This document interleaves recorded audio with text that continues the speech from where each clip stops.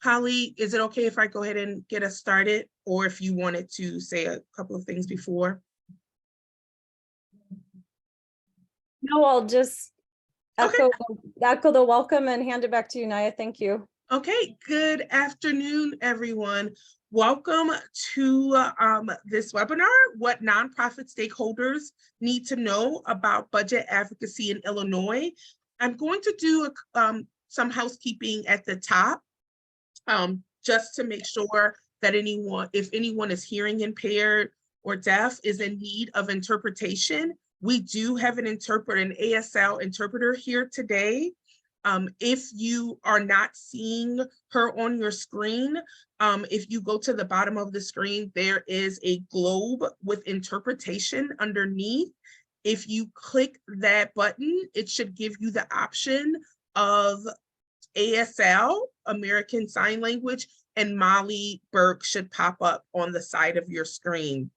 There's also the option of doing a transcript, and that is also in or captions, I should say. If you click more, the 3 dots, captions should come up at the bottom of your screen. Also, we are going to we have reserved time for folks to ask questions. If you want to throw questions into the chat, you should be able to, and at the end, we will take some time to answer questions. But, and we ask folks to stay muted if you can. Again, just throw questions into the chat and we'll get to as many questions as we can at the end of the presentations. But with all of that said, welcome again to this webinar. We're so excited to have all of you all here. This is also being recorded, so people can share it with their networks as well once Zoom uploads it into the cloud. But anyway, I should introduce myself. My name is Naya Kelly. My pronouns are she, her, hers, and I am the Director of State Legislative Policy, Equity, and Transformation at the Chicago Coalition for the Homeless. I also serve as the co-chair of the Executive Committee of the Responsible Budget Coalition, which is a coalition made up of about 300 organizations here in Illinois that are focused on making sure that we have enough revenue here in the state to be able to support the important services like education, childcare, providing assistance to families in need, as well as supportive services in every sector of the state. We are partnering today with Forefront, as well as the League of Women Voters Illinois, to put on this webinar. Today, what you'll hear throughout this webinar, or what you'll learn today, is a little bit of an overview of Illinois' budget and the process, what Illinois can learn from other states in anti-racist budgeting, some advocacy and lobbying basics. So especially we wanted to make sure that folks who are human service providers and 501c3s who may have some questions, as well as their boards, about how do you all engage in this work that intersects with how you all are able to provide services to your constituency and neighbors. We'll leave some time for questions and answers, and then think through next steps. Today, we have with us Allison Flanagan from the Center for Budget and Tax Accountability. We have Whitney Tucker from the Center for Budget Policies and Priorities. We have Holly Amber, I hope I'm saying that right. I'm so sorry, Holly, from Forefront, who will also be presenting at the end. And like I said, my name is Naya Kelly, and I am from the Chicago Coalition for the Homeless. And with that, just a reminder for folks who may have joined us late, We have ASL interpretation available if you click on the interpretation link at the bottom of your Zoom, as well as if you have any questions, please feel free to throw them into the chat. We're going to take questions at the end, and please remain on mute, and so that our panelists are continuing to be spotlighted during that time. And I'm just getting a text about someone trying to get into the webinar. So I am going to kick it on over to Allison to give us an overview. Thank you all so much.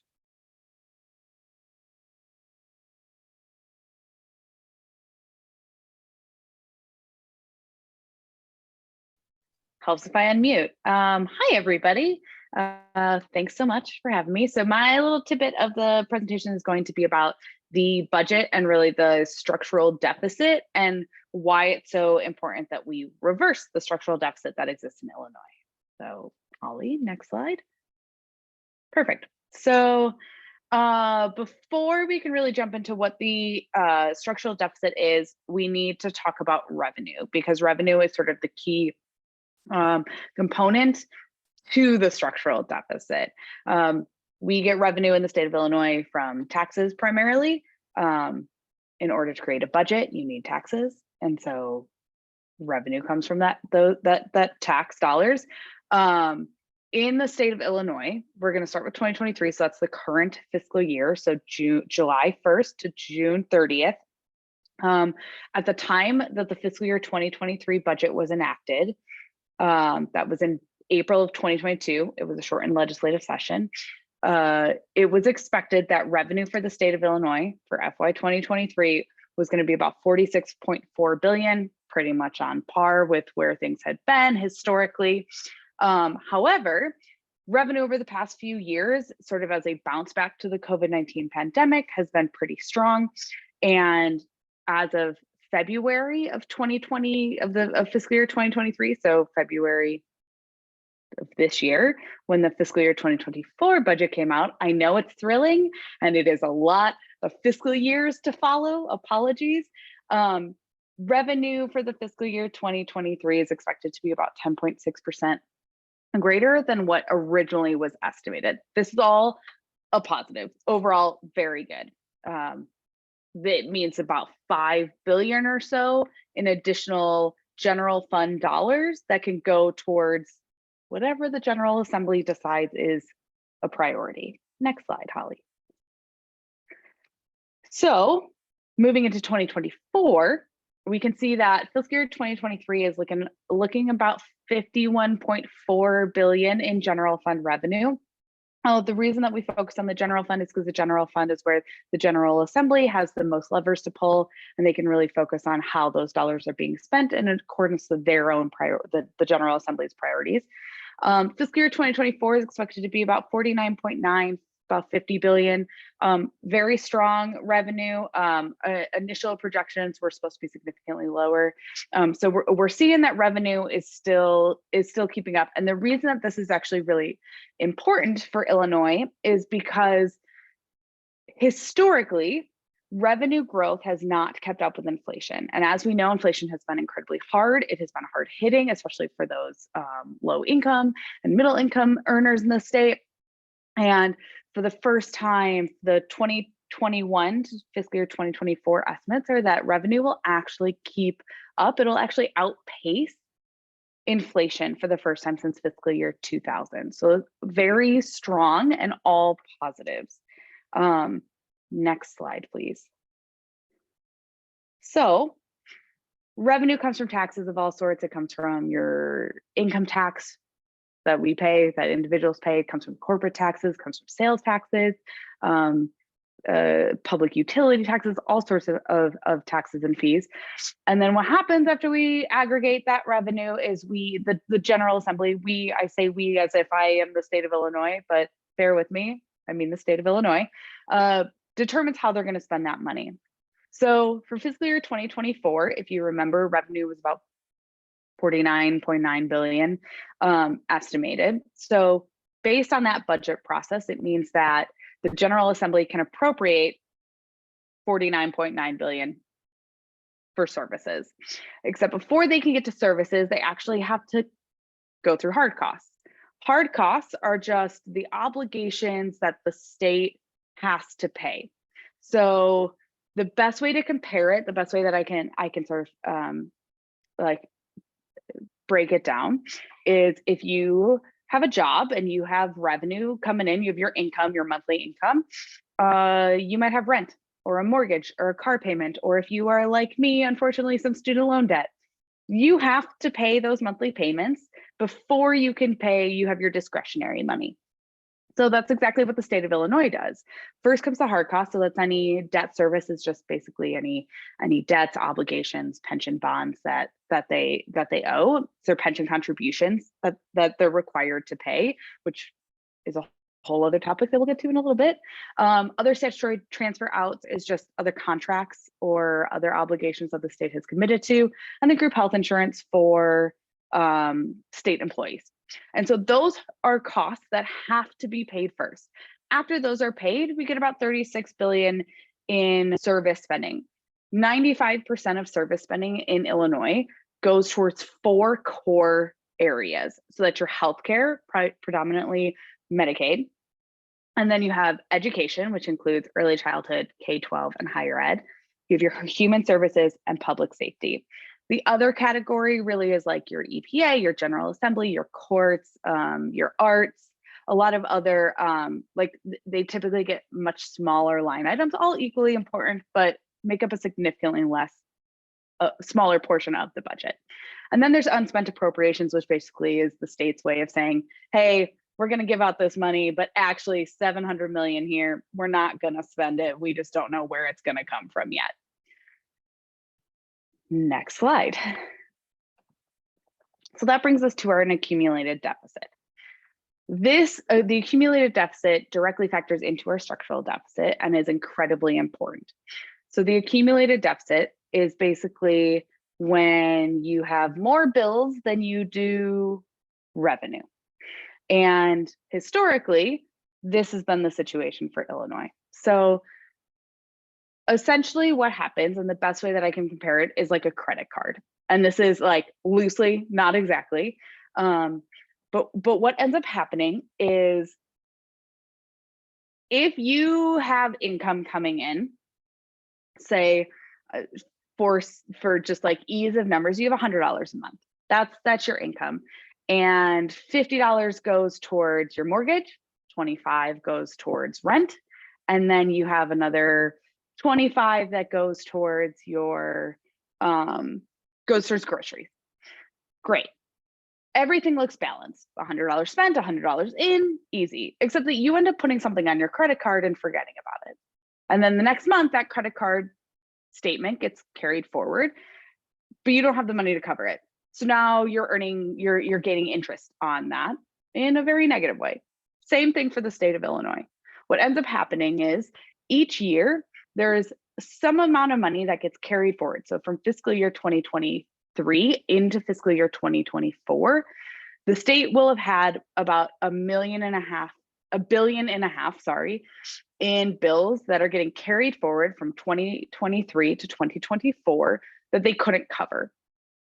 So that means that for 2024, depending on what revenue and expenditures or appropriations look like, in this case, it looks like there's about $1.2 billion in bills that are still owed at the end of fiscal year 2024. But those bills, those hard costs, those obligations that have to be paid are coming out of your general fund service spending. And so that means that about 3% of the deficit spending, the dollars that the state doesn't have, it has to pay bills, your deficit spending, which means you can't cover the services.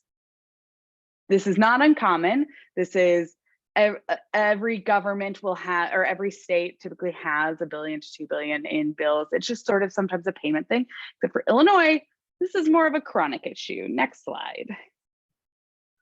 So as we can see, oh, and I realize the title is wrong on this, but so this figure actually goes back to 2000. As we can see, if you look on the left-hand column, there's a lot of red. a lot of red numbers getting bigger and bigger. Illinois has had a deficit every year since 1998. If you're doing a budgetary balance, there's two different types of ways to measure it: budgetary balance or gap balance. And really the difference is like when payments are made, like fancy accounting jargon, when payments are made or when payments are due. For Illinois, we've had a deficit, at least from a gap balance, since 1985, from a budgetary balance since 1998. The accumulated deficit of 1.2 billion is actually the lowest it's been since 2000, fiscal year 2000. So not great to have an accumulated deficit, but on the positive end, it's the lowest we've had in 2.5 decades. So we're making strides. Next slide. So why is that deficit getting lower and lower each year? It's really because of really smart fiscal planning and fiscal policy that the current administration, the governor's office and the General Assembly have implemented. Some of that was how they used COVID relief dollars. They've paid back debts. They've paid back debts early with saved on interest payments, because remember, like a credit card, if you don't make your statement balance, you're just going to keep paying interest on the balance that's left over time. So the earlier you pay down your debts, the less interest, the less debt, the better. Similar with the COVID, with the UI trust fund, paying back the municipal liquidity facility, which was the loan that the state took from the federal government, paying these back early, really great fiscal policies. They've also over time been just paying down their bills and paying down their debts with any extra revenue or any extra surplus in revenue that they had. Revenue growth is also, as I said, has outpaced inflation for the first time. So we're just seeing really strong revenue growth, all great. And well, I already said the debt and interest. However, I want to be mindful that Illinois is doing great. They're making really smart choices. They're paying down debts. They're putting us in a strong fiscal position for the future. However, revenue doesn't always stay on the same path. Sometimes there's economic downturn. Sometimes there's changes in corporations that leave a state that maybe you lose out on some income. Maybe people leave. Maybe there's changes in income. A lot of things can sort of impact the economy. And so that will change revenue, which in turn changes how we can spend the money. Next slide. If we don't do something about it, and while revenue is strong now, it doesn't necessarily mean it's always going to be. And so what this is showing you is actually that structural deficit. And that structural deficit just means, hey, over time, based on inflation, based on changes to what the state owes in its pension model, because there's a ramp that just keeps getting bigger and bigger, because of how these projections sort of play out over time. The bottom line is revenue. So that blue line is revenue and that top line is spending. And this is if normal economy, this is if there's no change to the amount of spending. So this is if the current services, your healthcare, human services, education, public safety is exactly where it is now, except we're increasing by inflation. So the level of dollars that combating homelessness or helping fight food insecurity or the services for the aging population in the state, or even just keeping children and youth mental health services at the same level that it is now, just adjusting for inflation, normal economy, this is what will happen. We will see that by 2045, the gap keeps widening, which means even though we're seeing really strong response in revenue and a strong response to the economy now is the time to sort of make changes. The world isn't on fire, and we can have sort of a positive outlook about what's going to happen, but we need to be aware that just because at the moment we're doing really well doesn't mean that we shouldn't do anything. And the reason that we need to do something is because we see that this gap is going to happen. This structural deficit still exists. We're paying down our accumulated deficit, but year over year, if revenue doesn't grow at the same pace, then at some point we're going to have to cut services. And that means cutting services that help your low-income household, helping the kids who need additional services. It means maybe cutting back on K-12 or early childhood education. Next slide. So we know the spending isn't the issue, because again, if you looked at that structural deficit, I said that the structural deficit is the response of keeping spending exactly the same, just adjusting for inflation.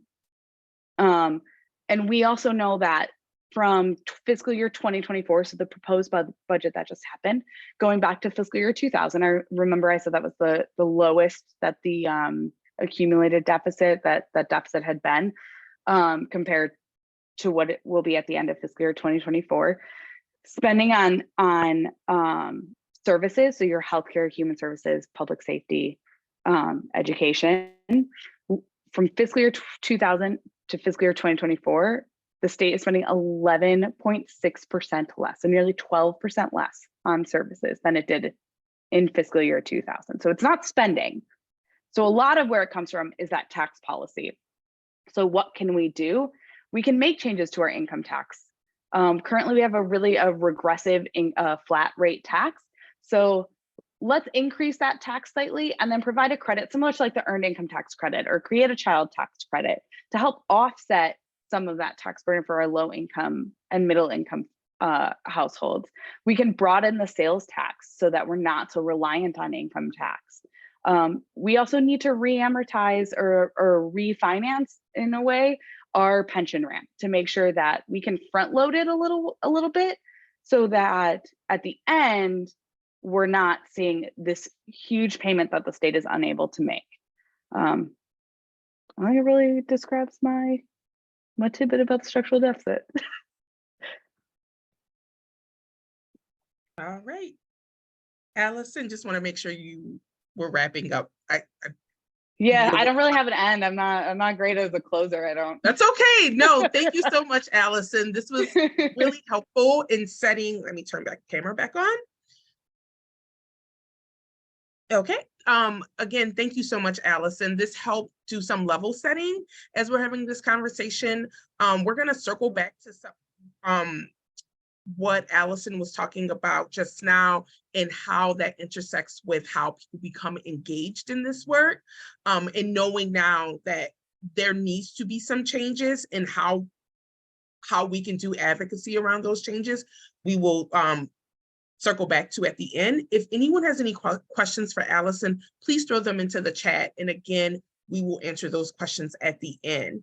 I'm going to turn it over to Whitney Tucker from the Center on Budget and Policy Priorities. Sorry, I have one of their water bottles in my office and it caught my eye. And so thank you, Whitney, I'll turn it over to you. Thank you so much, Naya. If someone could just advance the slides, please. So as you all just heard, revenue is important when we're talking about the state budget, and most states raise the majority of their revenue through taxes. And although state tax systems are often considered race neutral, many facets of state revenue policy were actually developed in a historical context of severely limited representation in state legislatures, and also overt discrimination against Black people in particular. So I'm going to talk a little bit about anti-racist state budgeting and what that can look like in practice. You'll see on the slides, go back, please. You see on the slide 3 different aspects of state tax policy that I'm bringing up because they are important context when we're talking about anti-racist budgeting. Because this historical context of limited representation and outward discrimination in practice meant that even when state tax policies were not explicitly based on race, the factors that were determined to decide tax liability, things like income and property ownership, most often serve to protect and then to increase white wealth and influence at the literal expense of other communities. So some state revenue policies that were developed over a century ago to uphold white supremacy are still in effect today in multiple states, despite their racially biased intent and their ongoing discriminatory impact. A few examples of that, in Alabama, Restrictive property tax limits that were established in the state constitution have hampered local governments from raising adequate revenue for education and other public works for over 140 years. These property tax limits, some of the oldest in the country, were set after the Reconstruction era to protect white landowners from any substantial increases in property taxes that Black residents and their allies may have pursued if they returned to political power. Alabama's constitutional property tax limits paved the way for similar limits during this period in Arkansas, Missouri, and Texas, and more since then. And all of those remain in effect today. Wealthy white landowners in Mississippi saw similar opportunity in the post-Reconstruction era to reverse the prior post-war advances in Black political and economic influence and to undermine it for the future. At Mississippi's 1890 Constitutional Convention, the state adopted a constitution that disenfranchised most Black voters and established the country's oldest supermajority taxation requirement. The supermajority requirement mandated that any tax increase in Mississippi be approved by a 3/5 legislative vote, which we all know to be a nearly impossible hurdle for raising adequate revenue. And that hurdle is now in place in 14 states. The development of the first modern retail sales tax was also rooted in white supremacy and continues to extract disproportionately from low-income, non-white households today. In 1932, the governor of Mississippi urged the adoption of the sales tax by emphasizing its potential to raise revenue that would enable the state to reduce property taxes, which were paid primarily by white property owners. The sales tax offered a way for the state to shift the tax base more heavily onto consumers, allowing for the heavy taxation of Black residents in a context where most still owned little or no property and had few other assets to tax. Mississippi's new tax offered proof of concept to other states across the country, and most states adopted their own sales taxes soon after. Now today, general sales taxes account for more than 1/3 of all state revenues across the country. Next slide, please. So today, state sales taxes remain a significant driver of racial and economic inequality by requiring people with low incomes, who are disproportionately people of color, to pay a higher share of their income toward the tax than those with high incomes, who in every state are most likely to be white. Illinois has unfortunately compounded this issue by holding on to the flat income tax. The state's inability to raise adequate revenue has been covered earlier in today's conversation, so I'm not going to harp on it, but it's also important to consider who revenue is currently being raised from. This chart is from the Institute on Taxation and Economic Policy, where they use a tax inequality index to measure the impact of each state's tax system on income inequality.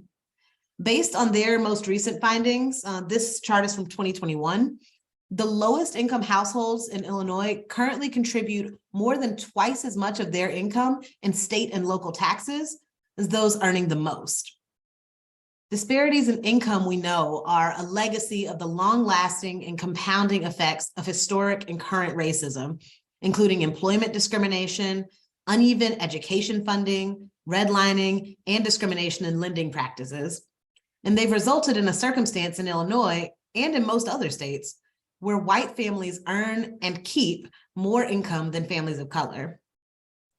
While Illinois' income tax, including both personal and corporate taxes, is more equitable than its sales and excise taxes, the state's flat personal income tax rate structure makes it impossible to sufficiently offset the inequitable impacts of its more regressive tax bases. And it poses a major barrier to using the tax code in Illinois to address racial income disparities in a more substantive way. Can I get the next slide, please? And Molly, please let me know if I'm going too quickly. Okay, great. So now that we understand a little bit more about the context that we're working in, I wanted to give a little bit of an overview of some principles of anti-racist budgeting.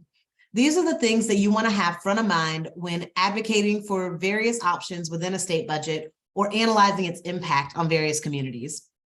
So number one, A state budget needs to raise adequate revenue. Illinois has gotten itself into a bind through all of the various tax breaks and loopholes that have actually kept the state from being able to garner enough money to fund government services over the long term. That's where your structural deficit is really being perpetuated. Fixing that should be priority. My team at the Center on Budget has created a tool to help you consider various options and compare what's available in your state to the methods employed in other states to equitably raise revenue. I'll drop a link to that revenue options menu in the chat so that you can take a look at it and start playing around with that some. The number two, I touched on this when I mentioned the revenue options menu, but states should also seek to raise revenue in ways that are equitable. So all revenue raisers are not created equal. Most states fund services primarily through the contributions of citizens who earn the lowest incomes.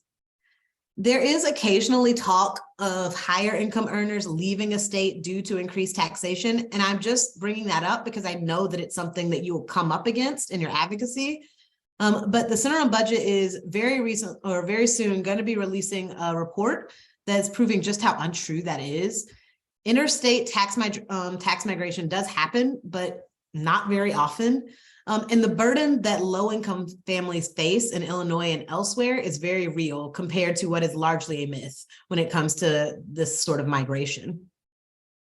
Unfortunately, advocates for fair tax and budget policies are facing an uphill climb in most states this session as lawmakers look to cut income taxes, often including March to zero provisions that will eventually lose states billions of dollars by completely eliminating income taxes. Massachusetts is a beacon here that I think you all should pay attention to. The state recently approved their fair share amendment, moving from a flat tax to a graduated income tax instead. Massachusetts' constitution, like that of Illinois, requires that all taxpayers have the same income tax rate. So ballot approval was required to see this change. The amendment establishes an additional 4% state income tax, which is projected to raise about $2 billion annually from taxpayers who have incomes that are above $1 million. That money is going to finance improvements to K through 12 schools, higher education, and transportation. Now to the third point here, state budgets should prioritize investments in people most in need. State level earned income tax credits and child tax credits are a great example of this, as these measures do actually cost some money to states, but they are worth it because they boost incomes for families paid low wages, for adults not raising children who work low-paid jobs, and for caregivers facing barriers to employment. They can also help to address imbalances in the tax system that ask the most of people who earn the least. 11 states have adopted child tax credits, and 31 states plus DC and Puerto Rico, including Illinois, have adopted state EITCs. Other examples of this principle in anti-racist budgeting are policies that reduce the reliance on criminal legal fines and fees, which often fall most heavily on people with very low incomes, including many communities of color, and which have actually been shown to incentivize over-policing and over-punishment because the revenue is used to fund government services. Step 4, state budgets should be transparent. Most states really struggle on this point, which is why large-scale advocacy is so necessary. Local governments tend to move more quickly on government transparency, but it often also, I think, is explained by the fact that it takes a significant investment, usually at the state level, to update budget systems and software to make things user-friendly and easier for the public to understand, and also to use in holding legislators accountable. Ohio has a system that I think Illinois could learn from here. In Ohio, the State Office of Budget and Management provides an interactive state budget and a tool known as the Ohio Checkbook online, which enhances government transparency by providing real-time state financial and transactional data. You can Google that now and kind of look through it and see what this could look like for your state. And then also, just for a smaller step that's easily replicable, Illinois could try taking Ohio's lead and clearly distinguishing the state's base revenue forecast from the impact of the governor's proposed changes in tax policy and in the allocation of certain tax revenues. This would avoid confusion when the governor releases a budget and make transparent the budgetary impact of any proposals that come out of the governor's office. And then finally, states should engage community in a meaningful way in developing their budgets. Today's call, I think, is a step in the right direction, but we see nationally that most states lack nonpartisan opportunities for community members to be heard in their budget-making processes. And in some cases, for example, a state like New Jersey, the budget may only be seen by a handful of legislators working in a room alone before being presented to the rest of the lawmakers for a vote. This sort of political maneuvering, especially around significant investments for families and communities, is just really unacceptable, especially in a democracy. Fair taxation and representation form the foundation of effective state governance by ensuring that public investments are equitably financed and also that decisions in the public interest reflect the needs of every community. Unfortunately, today, we are seeing an increasing number of states considering changes to their tax codes, their budget review procedures, and also their election procedures that taken together would erode this foundation by giving disproportionate tax benefits to wealthy, predominantly white households and profitable corporations, while taking electoral power away from low-income communities and communities of color, making it harder over time for them to address fiscal inequities or influence future policy decisions at all. Pushing back against this tide of exclusionary policies like supermajority requirements, limitations on what can be brought to state ballots, and generally state budgeting behind closed doors or over very short periods of time can make a big difference. Enabling more people to join in the process of understanding and contributing to the state budget ensures that it will more likely reflect the needs and priorities of everyone that it's meant to serve. And that's how we create the thriving communities that we all want to live in. Thanks. That's all I had to share for today. Whitney and Allison, thank you all so much. I know that this was a lot of information for folks to receive, but I think it helps in thinking about some next steps and how organizations and individuals can engage in some of this advocacy work going forward. So to take a step back, I wanted to talk a little bit about, since we are here in Illinois, a little bit about the process overall. And so one thing that folks should know is that we are in the middle of our legislative session currently. So sessions usually begin in the second or third week of January and go until about the end of May. This year, our session is going to be ending on May 19th. And usually that happens around midnight. They do the final gavel and then we walk out of there like zombies. But in that time, within those 5 months, we have time to impact the budget. So some of the highlights of that time include the governor does a budget address in February. So this year he did the address on February 15th, and he lays out his plan for his budget. And so Allison talked about 95% of our budget going to about 4 or 5 items. So we get this huge book called the budget book that outlines how much he would like to see the General Assembly spend on certain programs. So K through 12, early education, homelessness, healthcare, and a plethora of other line items. And it's broken down by each subject matter. And within that, when we're thinking about agencies and organizations that are receiving state contracts, that money is funneled through those line items. After the governor gives his budget address, it is now the General Assembly's turn to start looking at the budget. So that means that they're going to start having budget hearings with the heads of the agencies. So the Department of Human Services, Healthcare and Family Services, Illinois Department of Corrections. Each of them are going to go to their designated appropriations committee and present their budget. There are going to be questions from members of the General Assembly if there's increases that are being asked for, as well as if there are cuts to services. But there's also an opportunity for advocates to testify in that space.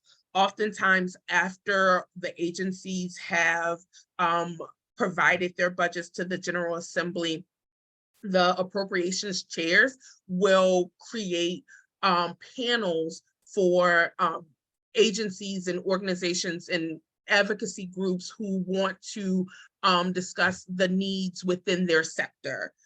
So homeless and housing services may get a panel where the different spaces that provide services will testify to not only just the high end level of the money that's needed, but also thinking about how it impacts individuals throughout the state to receive these services. And as Whitney just said, some folks may think that, or in the state of Illinois, which depending on which side you sit on, folks will think that the budget is made in a room with folks who are called the budgeteers. So both the House and the Senate have folks who are designated as the folks who are responsible for thinking through the budget and kind of moving the numbers around. People who may know former leader Greg Harris may know that he is someone who in the past was a key person to speak to when you're thinking about the budget. In the Senate, you will have someone like Senator Sims. With leader Greg Harris leaving the General Assembly this last January, that the folks who are now responsible for the budget within the House are Representative Jihan Gordon Booth, who is a legislator from the Peoria area. And you also have other folks who are going to be engaged on that work, like Representative Walker, Mark Walker. You will have people or legislators from other parts of the state who are engaged in that work as well. So how do we as advocates and executive directors or people who care about an issue in your community, how do you all engage, or how do we engage in this work? So one way is, and organizations may have a policy person who go down to Springfield and have conversations about their budgetary ask.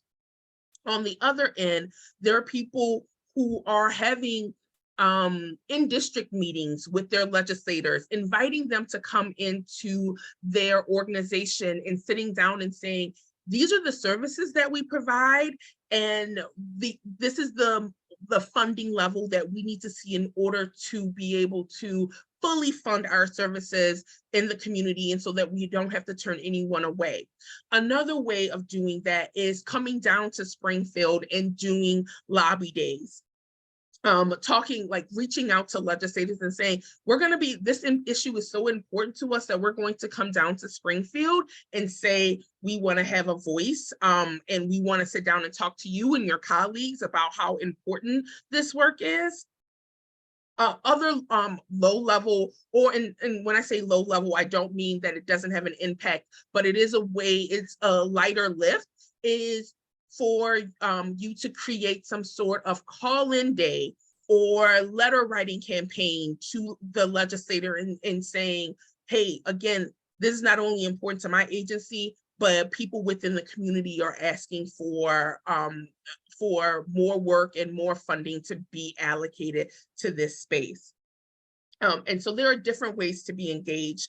And even thinking about this webinar, for the Responsible Budget Coalition, we did a survey back in the end of fall, beginning of the winter, and asked folks what they were looking for and thinking about wanting to be more engaged in budget advocacy, but had some concerns about, can they do it? How, do they have the space to do it?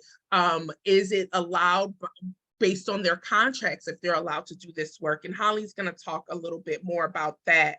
But we can create toolkits for for organizations that are looking to do this work. And it's, writing a letter to your legislator, what should that letter look like? What are some of the things that should be pointed out in the letter? Or if you're having a lobby day, what are some of the things that you would want to have in order to best maximize your time? Or if you're having an in-district meeting with a legislator, what are some of the things that you should do or not do in engaging with your legislator? So there are a plethora of ways of getting involved, and I'm going to throw into the chat a link to the group that the Responsible Budget Coalition has put together. So if anyone wants to stay engaged and join the listserv, we'll be sending out budget updates, as well as I just talked about, toolkits. As we put those together, making sure that we're sending it out for folks and people feel empowered to engage in budget advocacy. And I know it can feel very scary, but I promise you, once you meet your legislator and talk to some legislators, you'll say, okay, this wasn't hard. And you know, these people are people just like us. And you elected them. And so they are responsible to you and to the community and making sure they best represent the people that are their constituency. And with that, I'm going to hand it over to Holly.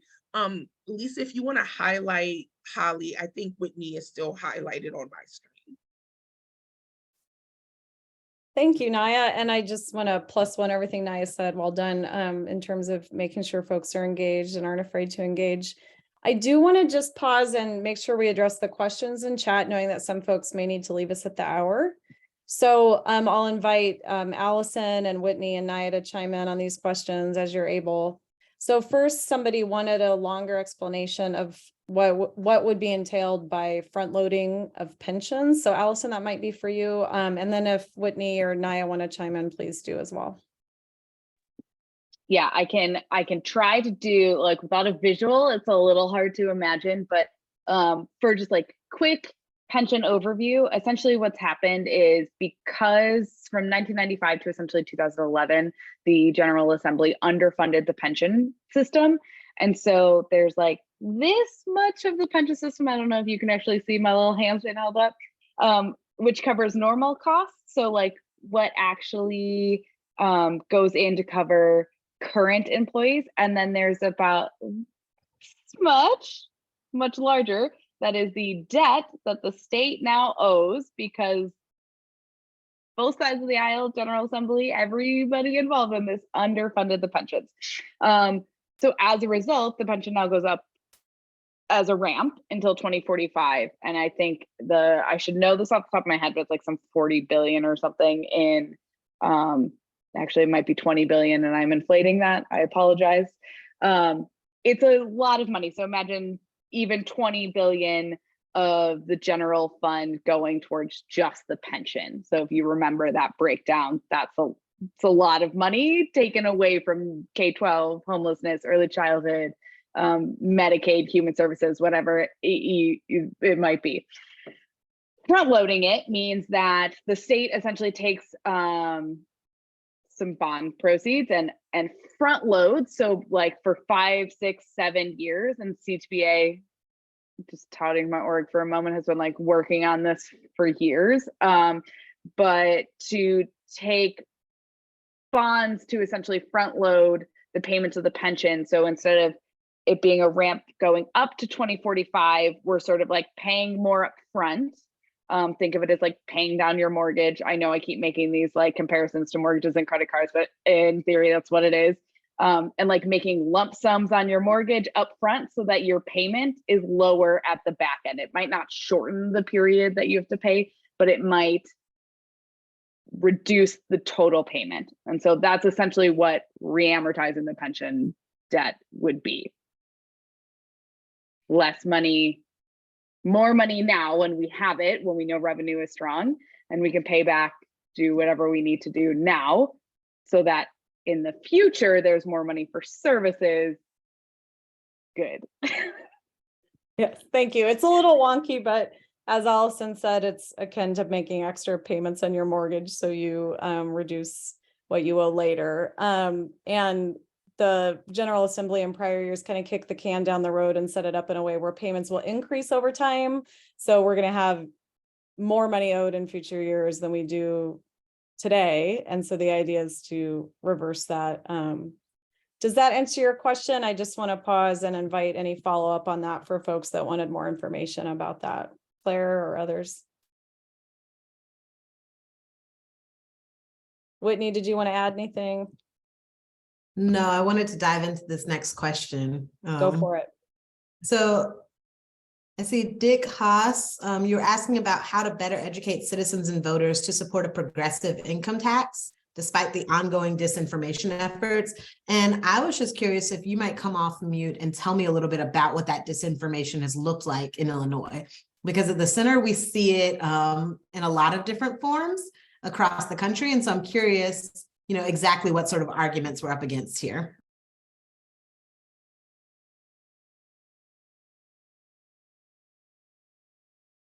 And if Dick can, I can jump in as well. I was gonna say, Naya, I feel like you and I could probably cover Yeah, this. sure. All right.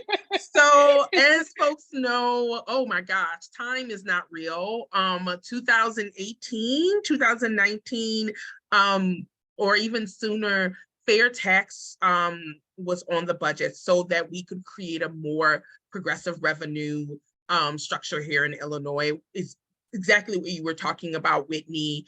And in our state, most of us are nonpartisan organizations, but we had some very wealthy individuals who actually have left the state at this point, basically like hone in on destroying that campaign.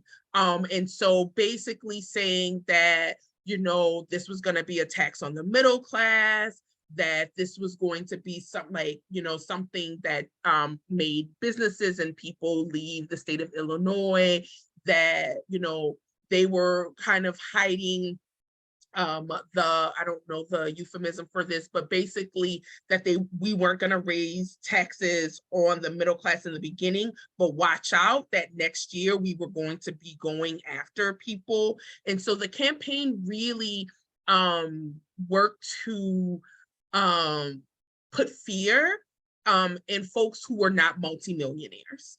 And the ballot initiative failed. I don't know if that helped, Whitney. That is helpful. It's like, I knew that the ballot initiative had failed, but, didn't know as much about the sort of arguments that led up to that. I think that it is increasingly important in our advocacy on a lot of different tax issues, but we're not going to get into that, to point to the fact that these wealthy interests, especially in your case in Illinois, since they have since left the state, are coming in actively working to protect wealth, to create a small group of people who will benefit from continuing to pay less than everybody else, and that they are using their wealth to essentially tamp down the influence of everyone else, right? I think that it is easy to get caught up in that rhetoric, and I can understand how people, got afraid, right? Like that maybe there was something they didn't understand that wasn't clear. I think that what Massachusetts was able to do really well through a campaign where they got a lot of videos submitted by everyday citizens that they put up onto a shared website from a large coalition, was really emphasize the everyday impact on regular people that would happen if they were able to have well-funded schools, if their hospitals were able to respond to everyone in a timely way, if they were able to actually fund all the government services that we need. Right. That way, when people heard these messages, in commercials and other things from wealthy interests who wanted to stop that amendment there too, that they would say, well, I also heard that it would mean that we had smaller class sizes maybe, and that teachers would be less likely to be laid off. And what about that? Right. Because really, they can't come back against that argument because that is true. Right. When we have enough funding and enough revenue at the state level, then all of those services are well funded and better funded than what people are currently seeing. It's generally very hard to get people to move to act on what they have not experienced. right, in their day-to-day lives. And so it's important in your advocacy to sort of build that world for people, right? Keep reminding them of all the things that we could have, that we could do, that a small population of people is trying to ensure that we don't, and then remind them of why those people don't want them to have that. Naya, would you like to tackle the question in chat about revenue and who to talk to in Springfield? Yeah, so great question, Jaleesa. Thank you. Good to see you. So for it's a two-parter. So with fair tax, in order for, and as Whitney brought up and Allison alluded to, in order for us to change our tax system here in Illinois, it has to be put onto the ballot. In order for it to get put on the ballot, there must be legislation, or there must be a resolution that is passed in Springfield. That resolution will lead to a ballot initiative. So in order for the resolution to pass, it has to have the designated votes in Springfield. So yes, you're going to be talking to legislators. And Senator Martwick, who was the sponsor, I believe, in the House during the last fair tax initiative. I can't remember if he had moved over to the Senate just yet, but is a proponent of it, has reintroduced it in Springfield. We're unsure if we'll be able, if anything will come of it this year, but it has to, like I said, it has to go through a resolution process, and then it gets put onto the ballot, and then it has to get a certain number of votes from voters in order for it to become a real thing. Yeah, and just to piggyback on that, the reason it must go on the ballot is because in Illinois, we have a flat tax requirement in our Constitution. So the Constitution doesn't specify what rate folks are charged. It just says that you can't charge different income levels, different income tax rates.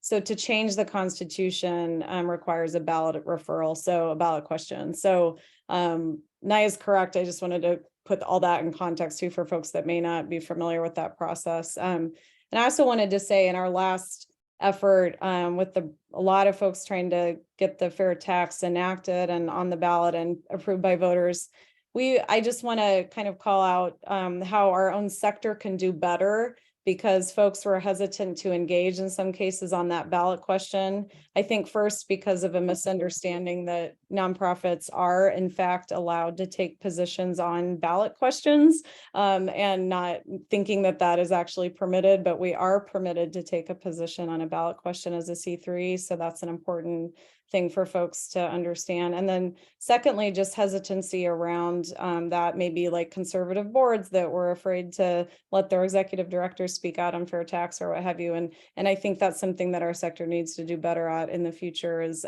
being more bold and courageous and engaging on questions around revenue. So that's part of why we want to have these conversations, is to get folks thinking about that and kind of nudge our sector in the right direction. I know folks may have to step off, but please stay if you're able, if you have more questions, and if you're interested in learning more about the lobby rules. Whitney, do you want to say more on your comment? It's helpful. Thank you. No, just want to kind of keep that front of mind all the time, that when we're working to get more equitable changes passed, like there's usually a step behind a step behind a step, because all those backstops were put in place when your state constitution was originally written. Most states, I would say, in most states, it was from an explicitly racist context. They are trying to keep us from being able to tax people who have wealth, because people who have wealth in this country and in every state are primarily white people, right? And like, you know, it benefits everyone for us to tax in a way that is fairer, right? That ensures that the people who don't have that money to spare aren't paying the same amount as people who are making 5, 10, 20 times what they make in a year, right? But if we continue to let things go at the status quo, then we are never going to be able to see the equitable outcomes that we want to see. We're never going to be able to afford the things that people need. And the same people who benefit from these tax policies are also right now working to change other types of policies, like our electoral policies, to make it so that you know, more and more of us have less and less of a voice in those arenas as well. So like, you can't give up even on these fights that seem super hard, because they are part and parcel of a much bigger, larger systemic wave that we are facing right now. And it is certainly not the time to back down.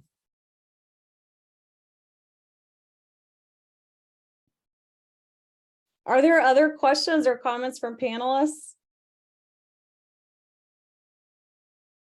If folks are sticking around, I'll go ahead and share my screen again, and then I'll run through this quickly. Know that if you have follow-up, we have resources online. We also can answer questions after this webinar, and again, you'll get these slides in your follow-up. So we just wanted to quickly remind folks around the rules. So if you were interested in engaging more on the budget process, or on ballot questions, or on other revenue options that may show up in the budget process or through a bill, that we want to encourage our sector to engage on these issues and to use your voice. And there are rules that guide what we can do when it comes to legislative proposals. Those vary based on whether you're at the state, federal, or local level. So we just wanted to kind of refresh folks on that. So the federal government through the IRS regulates how much lobbying nonprofit organizations can do. So they're concerned with the threshold in terms of how much time and money you spend on lobbying based on your tax status. So if you're a C4, you can do unlimited lobbying, and it's kind of broadly available to them because that's the kind of the nature of C4s. For C3s, it's more limited, where as public charities, we can do some lobbying as long as it's not a substantial portion of what we do. So if it's an insubstantial part of what you do, it's permitted. And the federal government has a very narrow definition of what constitutes lobbying. So I'm going to talk a little bit more about that as well. In contrast, private foundations are not allowed to do any lobbying. The federal government forbids them from doing lobbying. So they can do things to educate lawmakers and do advocacy, but cannot do anything the government would define as direct lobbying. So the difference between advocacy and lobbying, there is a difference. And so it's important to understand a lot of what nonprofits do on a daily basis would be considered advocacy.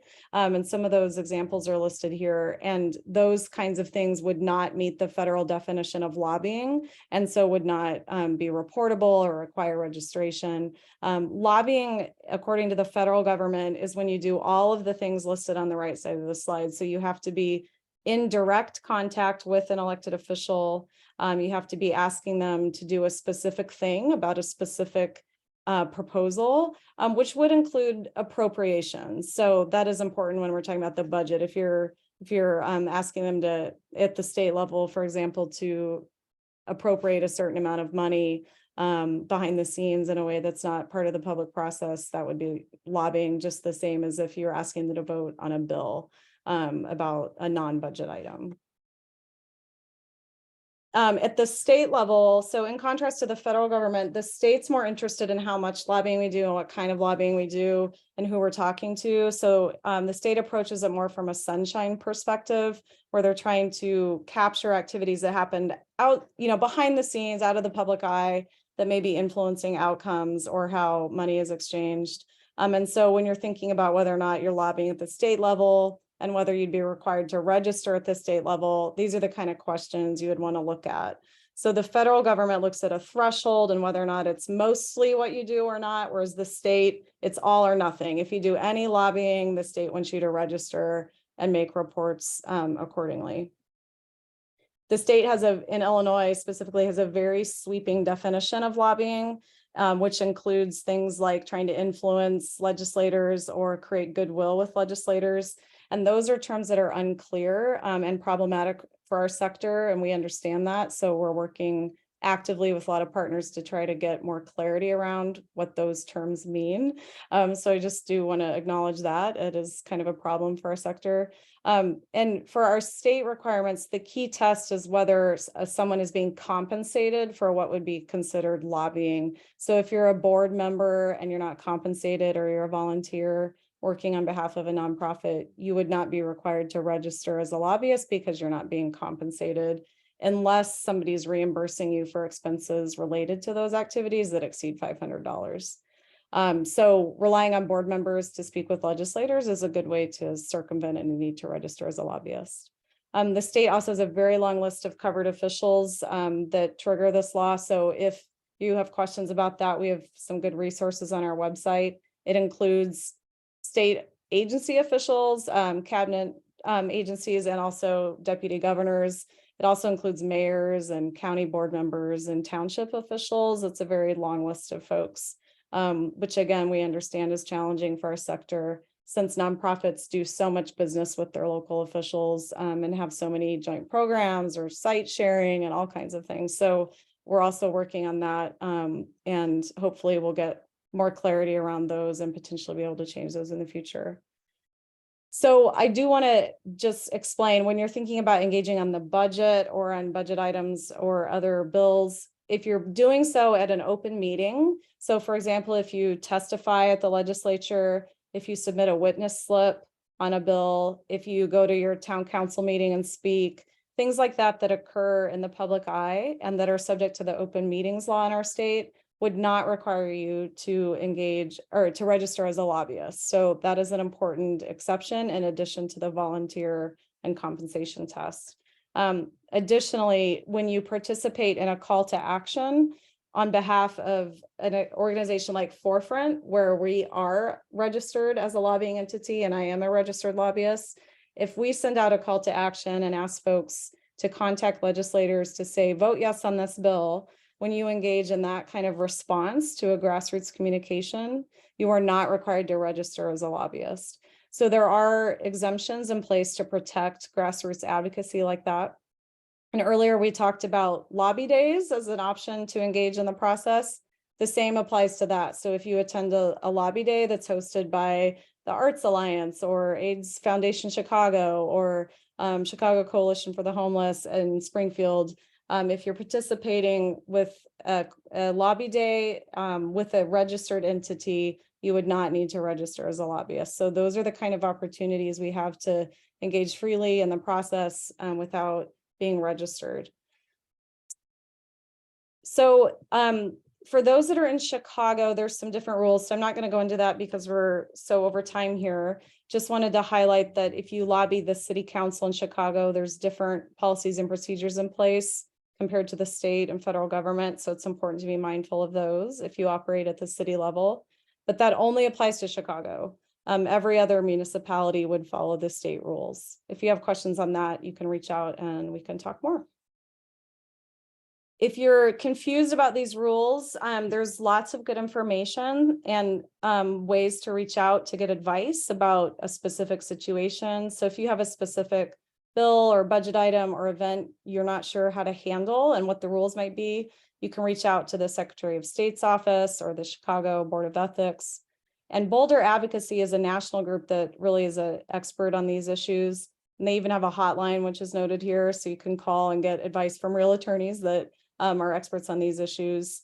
And you can also reach out to me anytime. And this QR code here will take you to Forefront's page that has all of these resources in one place. So you can look at the definitions and let us know if you have questions and just bookmark that for future use. I just want to kind of cap this off by stressing what some of our other panelists have talked about as well, which is that we don't want any of this to quell any engagement, and we really want to encourage you all to continue to engage in the process and use your voice.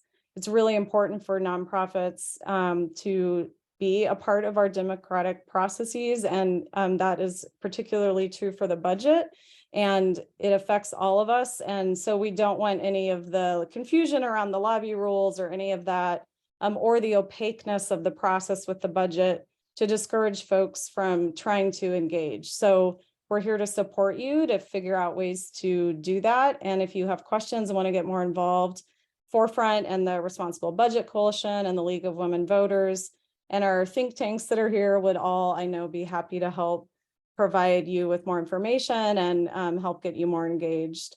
So let me pause with that and see if there's questions. And that can be on the lobby stuff or on any other topic from today or further comments from our panel.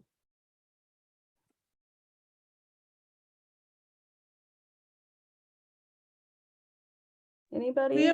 We have one additional question in the chat. Is there anything we can do on the state level to advocate for restrictions to DAFs? Oh, The funds that side. to be, yeah, the funds. Okay, yeah. So donor advised funds, a DAF stands for donor advised funds. So that's a type of philanthropic tool that where a donor gets a tax credit for putting money in a fund that is administered by an institution, which could range from like Merrill Lynch or Vanguard or some of the big bank institutions to a community foundation in a rural part of the state that has, you know, not many assets. And there's a lot of conversation around the regulation of donor advised funds at the federal level, not so much at the state level yet, because this is kind of a federal issue in terms of regulation. Forefront's very involved in those conversations. And if there's anything that's being promulgated at the federal level, you can be assured that Forefront will let folks know. That is something we're working on. And when we talk to officials, what we try to convey is the importance of not putting everybody into the same bucket. So the difference between a large institution like the banks I mentioned and how they might handle DAFs compared to a community foundation that's values and mission driven, and how they do it and how closely connected they are to their local nonprofits, and how money in DAFs through a community foundation can benefit nonprofits. It's very different issues and animals there. So that's how we approach it. And those that are interested in that issue can reach out to me and be happy to talk more and learn your perspective and your interest in that. So I don't want to belabor that, since that's an issue that doesn't affect everybody, but it's definitely important.